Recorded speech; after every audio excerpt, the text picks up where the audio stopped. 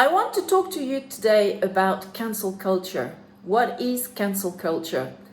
3 days ago, I was interviewed by the French journalist Willy Rovelli for France Bleu, which is part of the French France Inter group, about cancel culture and how it is coming to France. Well, cancel culture is a sort of follow-up to the 90s cultural wars, which happened in the United States of America, and which were a way to basically cancel something like a creative endeavor which was ruled by certain communities, certain parts of the population as being unacceptable because they were shocking or because they were racist or pro-gay or minorities. So, for example, in the 90s, the far right and the right movements basically organized some protest against the retrospective of the American gay photographer Robert Mapplethorpe, sorry, and they actually closed down his exhibition in Chicago. So that's an example of how to cancel an event which certain finches of a population deemed to be shocking, and this is part also of the 90s cultural wars. And then everybody went online on the internet, and this sort of movement of the minorities came online on internet through cancel culture, which is basically the right that the people takes to remove from the celebrity circle someone that this community deems to have acted in a way which is shocking, unacceptable, politically incorrect, or morally reprehensible or criminally reprehensible. And so I'd say that cancel culture really became quite important in the US around five years ago, and it was also in conjunction with the Metoo movement, where basically lots of minorities or women, which are not minorities obviously because they represent 50% of the population, decided to go against certain individuals in our society who they deem to be predators or harassing individuals or using their power in a way they shouldn't do. So I'm referring here, for example, to the Harvey Weinstein stories, to the Jeffrey Epstein stories, etc., and the many predators who have since, been taken, been cancelled and or will be. And so the cancel culture really became quite prominent, as I was saying, around 4 or 5 years ago in the United States. One of the really important example was the story of Roseanne Barr, who got cancelled because she wrote a devastatingly horrendous tweet about a woman who was part of the Obama administration, basically comparing her in that tweet, that particular woman in that tweet, to an ape. So particularly racist and disgusting. Although the reaction from the community online was actually to cancel this woman, Roseanne Barr, who made that horrendous racist tweet, and through that she also lost her job as an anchor woman on the show that she had on an American TV network. So that was when cancel culture really started to become very, very basically consequential, like having a lot of consequences.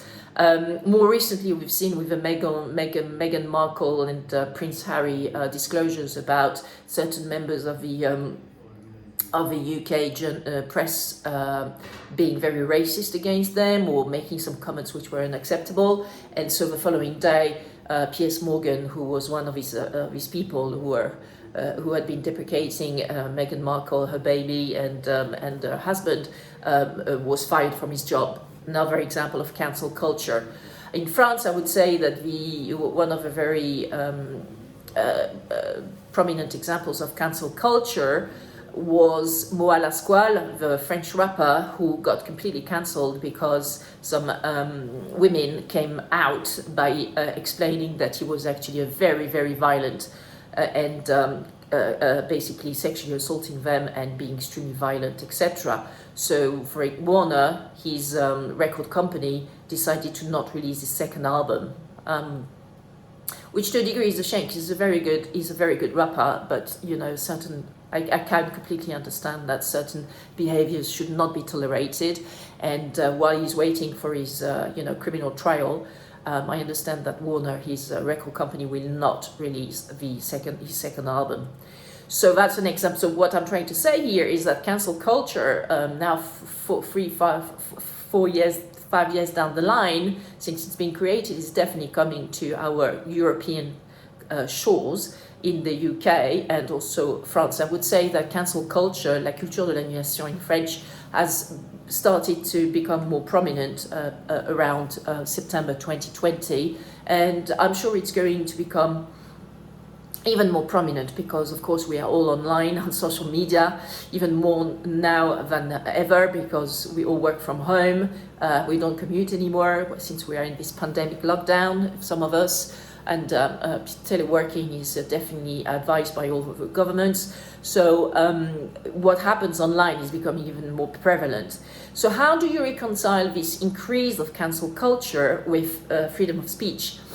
And well, it's not easy, because in Europe in particular, freedom of speech, so the ability to say what you want and what you think, is already very much controlled by laws, by statutory provisions, which are basically enshrined in France in the French Civil Code and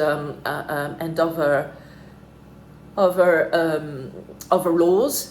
On the basically liberté de la presse, etc., etc., and it's already very tightly regulated, in particular in France, the freedom of speech, and so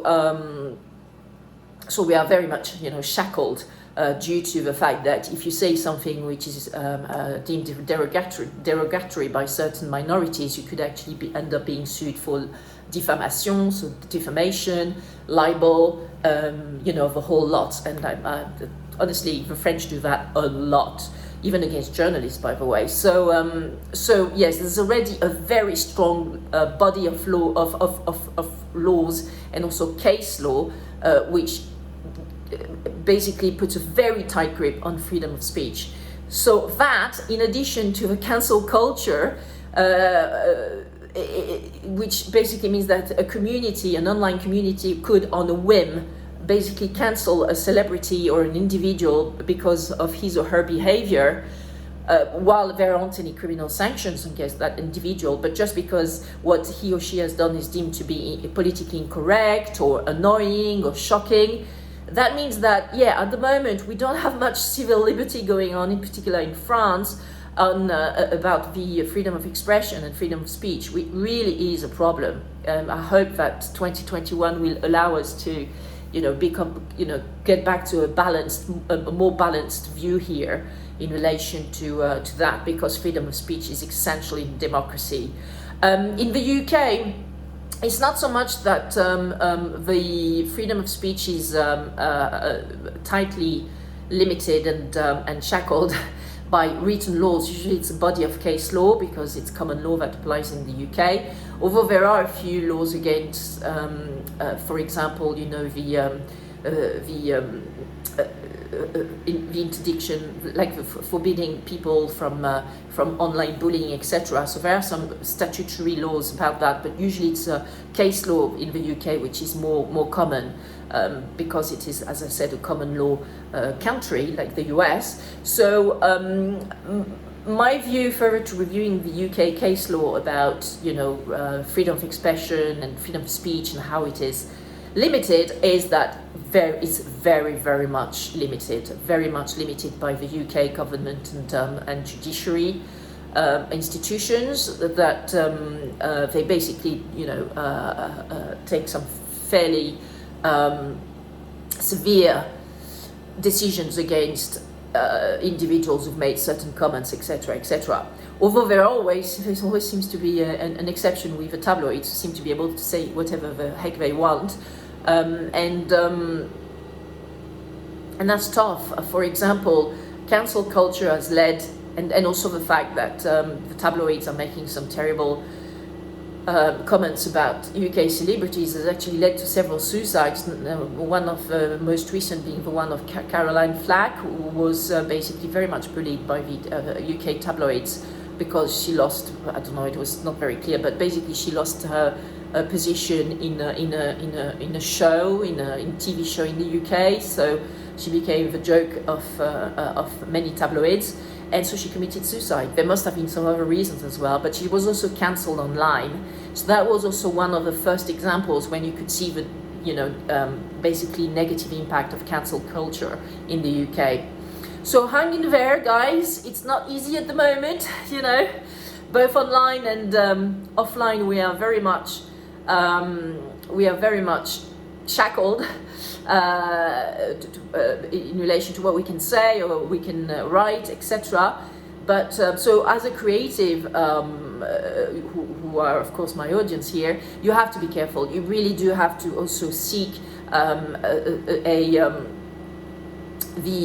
review from a third party, like a second person who reviews what you've written or what you want to say or what you want to sing in your lyrics, etc., before you put it out there in the public domain. Because, for example, in the book business, they have now people whose job is to review the books and ensure that that the book is written in such a way that it's not going to be cancelled, right?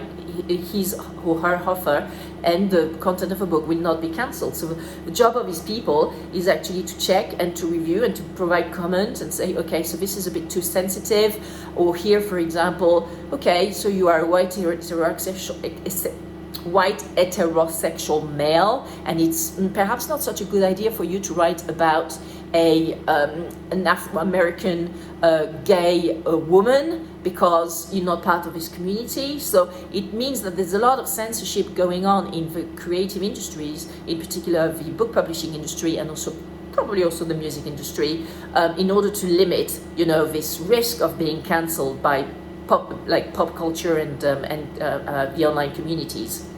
So hang in there, and be cautious when you release some creative content in the public domain. Bye for now.